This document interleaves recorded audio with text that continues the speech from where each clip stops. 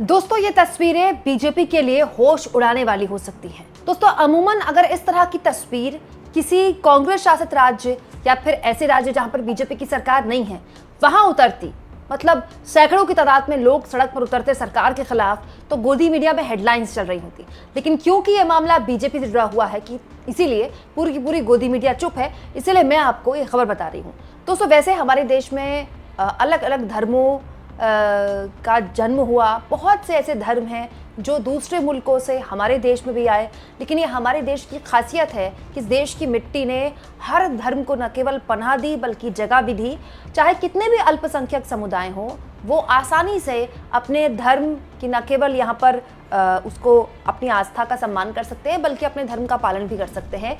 लेकिन महाराष्ट्र में double engine सरकार के होते हुए कुछ ऐसा हुआ है जिसकी वजह से सैकड़ों की तादाद में जैन समुदाय, जी हाँ दोस्तों, जैन धर्म के लोग सड़कों पर हैं। दोस्तों इन तस्वीरों को देखिए, पवन खेड़ा ने ये वीडियो शेयर किया, आप जरा इस वीडियो को देखिए। ये आज की तस्वीरें हैं, सैकड़ों की तादाद में, मतलब आपकी जहां नजर जाती है इस वीडियो में केवल और केवल सफेद कपड़े में, सफेद पोशाक में जैन धर्म के लोग जुट रहे हैं जो कि प्रदेश सरकार के एक फैसले का विरोध कर रहे हैं। दरअसल हुआ ये दोस्तों कि मुंबई में बुधवार को बीएमसी ने एक बहुत पुराना जैन समुदाय का मंदिर है जिसको ध्वस्त कर दिया। दोस्तों 90 साल पुराना जैन मंदिर है, दिगंबर जैन मंदिर, वो तोड़ दिया गया और उसके बाद एक वीडियो सोशल मीडिया में वायरल हो गई। वीडियो मैं आपको नहीं दिखा सकती। दरअसल उस वीडियो में पूरा का पूरा मंदिर ध्वस्त है और हमारे जैन धर्म के जो धर्म गुरु हैं वो फिर भी टूटे हुए मंदिर में ही बहुत ही शांति से रोज़ की अपनी दिनचर्या कर रहे हैं, जो कि रोज़ वो मंदिर में जिस तरह से पूजा अर्चना करते हैं। वो वीडियो उसके बाद सोशल मीडिया में हो गया वायरल और उस वीडियो के वायरल होने के बाद पूरे देश का जो जैन समुदाय है उसके बीच में ज़बरदस्त गुस्सा है और उस गुस्से को जाहिर करने के लिए बड़ी तादाद में, सैकड़ों की संख्या में जैन समुदाय के लोग, जैन धर्म के लोग सड़क पर उतरे। और दोस्तों न केवल सड़क पर उतरे बल्कि इन लोगों ने बड़े स्तर पर प्रदेश की सरकार का विरोध किया, क्योंकि बीएमसी ने ये कदम उठाया था। हुआ ये दोस्तों कि बीएमसी ने मंदिर तोड़े जाने का पहले ही नोटिस दे दिया था। 16 अप्रैल को इस मंदिर को तोड़ दिया गया, जबकि दोस्तों इस मंदिर के जो संभालने वाले लोग हैं, ट्रस्टीज़ हैं, वो ये दावा कर रहे हैं कि बीएमसी से पूछकर ही मंदिर का जीर्णोद्धार किया गया था। और जब ये मामला बीएमसी ने नोटिस वगैरह भेजा मंदिर तोड़ने के लिए, तो जो जैन समुदाय के लोग थे वो कोर्ट गए थे और कोर्ट में इस मामले को सुना जाना था, लेकिन उससे पहले ही यहाँ पर मंदिर तोड़ दिया गया, बुलडोजर चला दिया गया। दोस्तों अब जैन समुदाय का ये कहना है कि जब बॉम्बे हाईकोर्ट तक मामला जा चुका था तो हेयरिंग का वेट क्यों नहीं किया गया, उससे पहले इस तरह की कार्रवाई कैसे कर दी गई। और इसीलिए बड़ी संख्या में, सैकड़ों की तादाद में वो समुदाय जो कि हमारे देश का अल्पसंख्यक समुदाय है, जैन समुदाय, हमारे देश में केवल मुसलमान अल्पसंख्यक नहीं है, जैन समुदाय भी बहुत बड़ी संख्या में अल्पसंख्यक है। इनफैक्ट मुसलमानों की संख्या तो बहुत ज़्यादा है। मुसलमान जो है हमारे देश के सबसे बड़े अल्पसंख्यक हैं। जैन समुदाय तो बहुत ही कम तादाद में है, हार्डली 44 या 50 लाख के आसपास की संख्या है दोस्तों देश भर में जैन समुदाय की। और जो जैन समुदाय के लोग हैं आर्थिक तौर पर बहुत ही संपन्न माने जाते हैं, बड़े बड़े उद्योगपति, बड़े बड़े व्यवसायी। इसके अलावा छोटे शहर में भी अगर आप देखें कोई जैन समुदाय का आपको मिले तो आप देखेंगे किसी बड़े व्यापार से जो वो लोग जुड़े होते हैं। बेसिकली जैन समुदाय के लोग बहुत ही प्रबुद्ध, बहुत ही आर्थिक तौर पर संपन्न माने जाते हैं। और इसके साथ साथ दोस्तों जो जैन धर्म की पूरी बुनियाद है वो अहिंसा पर है, शांति पर है। तो ये जो प्रदर्शन किया गया है बहुत ही शांतिपूर्ण तरीके से किया गया था, लेकिन शांतिपूर्ण तरीके से इस प्रदर्शन के जरिए जैन समुदाय के लोगों ने अपनी ताकत दिखाई और प्रशासन को एक तरह से आगाह भी किया कि जिस तरह से उनके मंदिर के साथ जो व्यवहार किया गया वो किसी भी हाल में बर्दाश्त नहीं किया जाएगा। इस पूरे मामले में दोस्तों मंदिर के ट्रस्टी ने कहा है, कोर्ट के फैसले के बाद बीएमसी प्रशासन को कार्रवाई करनी चाहिए थी। ट्रस्टी अनिल शाह ने कहा कि मुंबई नगर निगम ने अदालत के फैसले का इंतजार नहीं किया।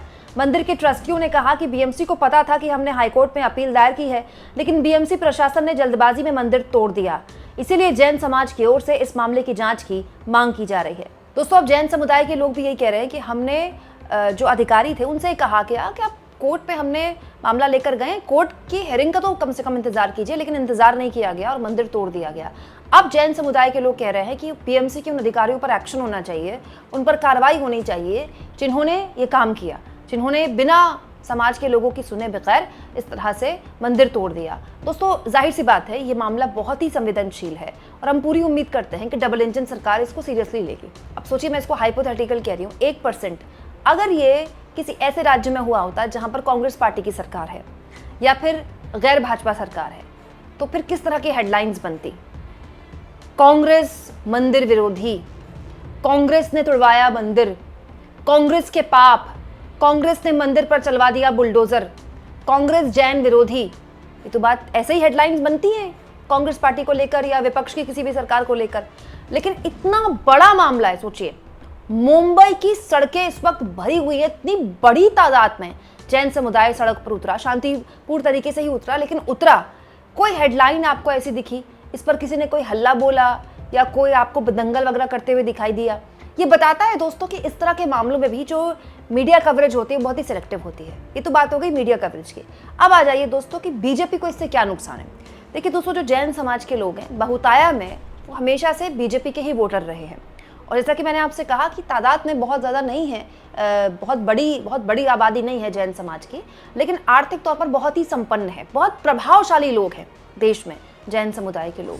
तो ऐसा समाज जो कि आर्थिक तौर पर बहुत संपन्न है, बहुत प्रभावशाली है और जिनकी उन राज्यों में सरकार है जहां लंबे वक्त से बीजेपी की सरकारें हैं और ये है भी बीजेपी का वोटर, लेकिन वो वोटर बीजेपी से नाराज है। किस बात को लेकर? उनका धार्मिक स्थल तोड़े जाने को लेकर।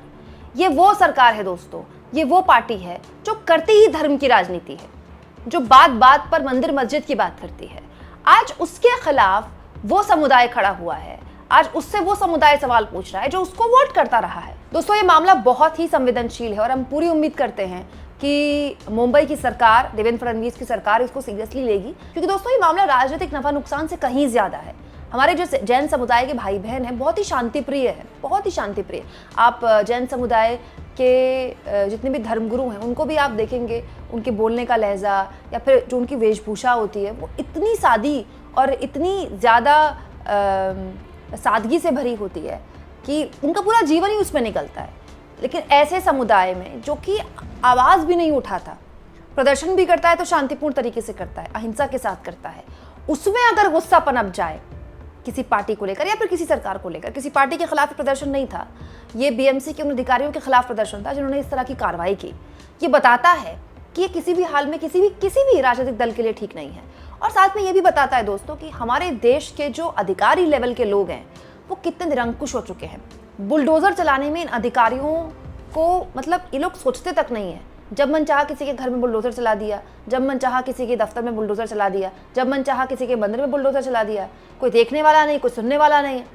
आप इस मुद्दे पर क्या सोचते हैं दोस्तों? क्या इस तरह की कार्रवाइयों पर लगाम नहीं लगनी चाहिए? कमेंट बॉक्स में ज़रूर लिखें और जितना हो सके चैनल को शेयर करें, सब्सक्राइब करें और थैंक्स और ज्वाइन के ऑप्शन से अगर आप चाहें तो कुछ आर्थिक मदद भी चैनल की ज़रूर करें।